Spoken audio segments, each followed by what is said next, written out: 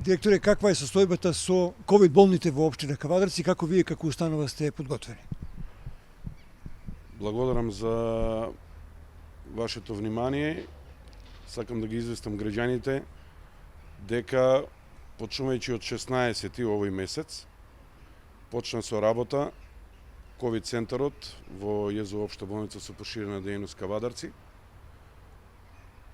Го адаптиравме невропсихијатриското оделение за ковид центар и најпрво почнавме со капацитет од 14 болнички кревети.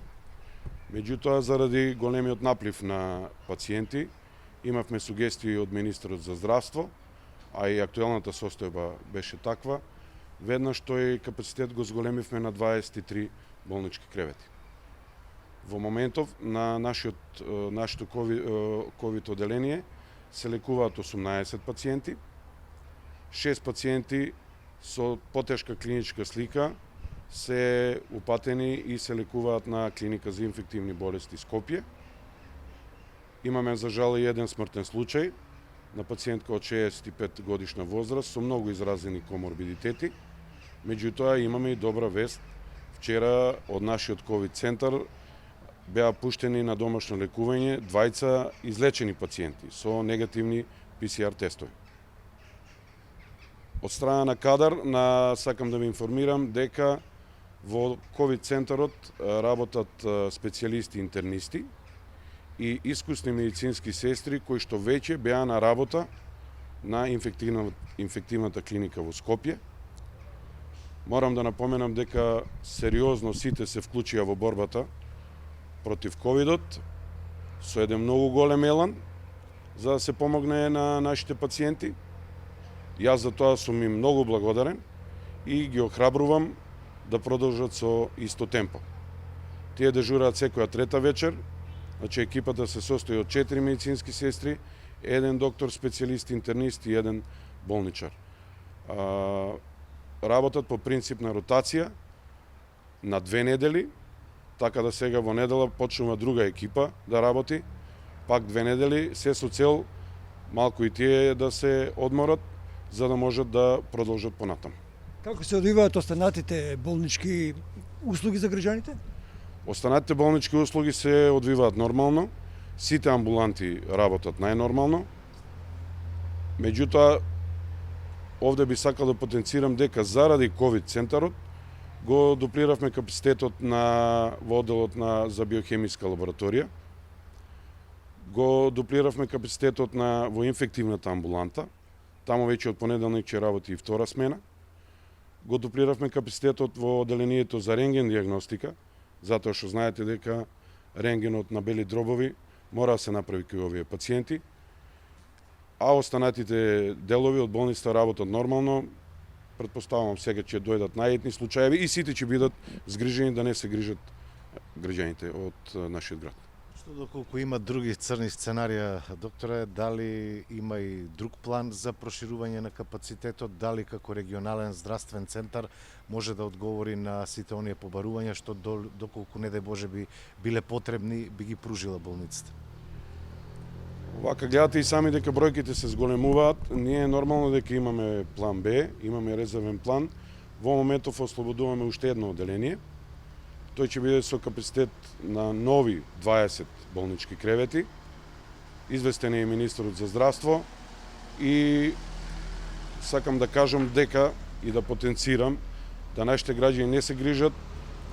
Ние нема да оставиме ни еден граѓанин да не остане, односно пациент да не остане незгрижен. Ќе се бориме до последниот пациент, затоа што работата е сериозна.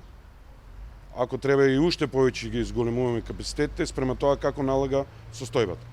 Сега во моментов имаме 5 слободни места на ковид оделението. Тоа не значи дека до вечер или до утре тие слободни места нема да се потполнат. Затоа ја имаме оваа втора варијанта. Ослободивме уште едно оделение. Ќе повторам со 20 болнички кревети, значи плюс вкупно ќе имаме 43 болнички кревети за ковид оделението. Исто така и кадар за таму обезбедивме. Знаат медицинските сестри кои што треба да одат во ротација, известени се. Само чекаме да видиме како ќе оди динамиката на сместувањето на пациенти.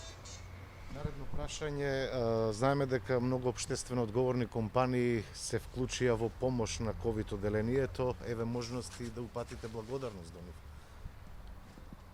Па знаете дека нашата болница е така проектирана да немаме централен довод на гасови, така да започнувањето на овој ковид центар, со започнувањето се соочивме со тој проблем на снабдување со кислород, односно боци за кислород и регулатор вентили за истите, затоа што знаете дека кислородот исто така учествува и значи многу за пациентите кои што се болни од оваа болест. Меѓутоа, морам да напоменам дека бизнис заедницата во нашиот град веднаш се вклучи во помош и во донации, така да обезбедивме боци за кислород, обезбедивме вентили, обезбедивме скафандери, обезбедивме постелнина, сите активно се вклучија.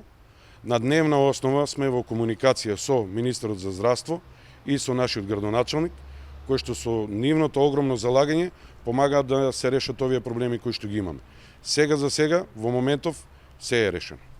Со што се лекуваат најтешко болните? Имате ли лекови доволно? Лекови за оваа болест имаме доволно. Како што кажав, кадарот е искусен, апликацијата на лекови оди најпрофесионално. Проблем беше, ви кажав, само кислород, доторот на кислород кој што го вршиме, меѓутоа и тоа го решивме. И затоа сакам и да изразам благодарност до сите овие општествено одговорни компании, до министерот, до градоначалникот за целата помош што ни ја пружаат во овој момент.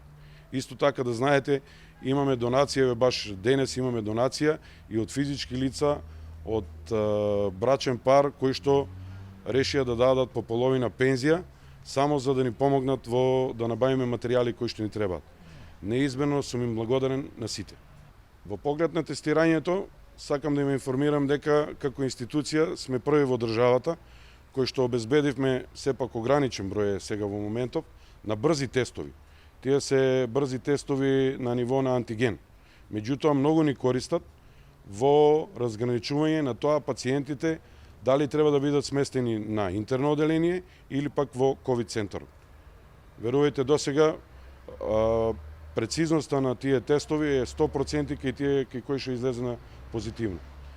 Брзите тестови се користат секаде во Европа, почнавме и ние, меѓутоа пак ќе повторам, се со цел за да знаеме на кое оделение да ги хоспитализираме пациентите.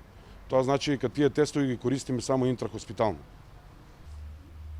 Веројатно има и ургенција да се лежи во болничкиот дел, меѓутоа кој се може да дојде овде и имате ли порака до граѓаните да кажат?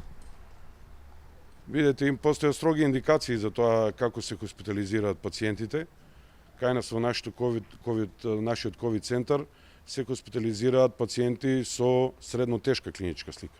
Тие што со потешка клиничка слика се препраќаат на лекување во инфективната клиника во Скопје. Апелот мој би бил и до граѓаните, и до институциите, до сите, да ја сватат работата сериозно. Верувајте, не ја подценувајте болеста, не е за подценување. Сакам да кажам дека ова е сега момент можеби за подобра комуникација да имаме меѓу себе. Нема потреба пациентите да кријат дека имаат болест, ковид, не е ништо срамно. Напротив, јас ги охрабрувам да се пријават, се со цел за да може да бидат регистрирани во епидемиолошката служба, во Центарот за јавно здравје, за да може побрзо да се наоѓаат контактите. Исто така апел до граѓаните, покрај она што значи лична заштита, тие општи мерки кои што ги спомнува Министерството, сакам да им укажам дека при најмала промена во нивното здравје веднаш да комуницираат со матичниот лекар. Матичниот лекар после не комуницира нас, би требало да имаме сите подобра комуникација, за да не дојде да се случи пациент во домашни услови, во потешка клиничка слика да дојде на нашето оделение, тогаш можностите за лекување, верувајте, се многу мали. Затоа уште еднаш ги поздравувам граѓаните, нека се чуваат, нека ги користат сите мерки на предпазливост. Знам дека се сериозни, теквешијата од секојаш била со сериозен пристап.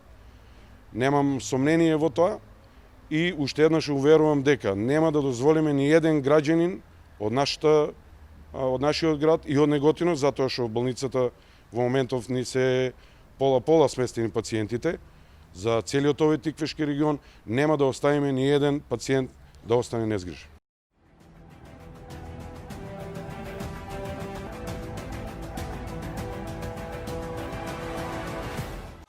Инел го носи најбрзиот оптички интернет до вашиот дом. Брзини до 1000 мегабити во секунда. Цени веќе од 650 денари.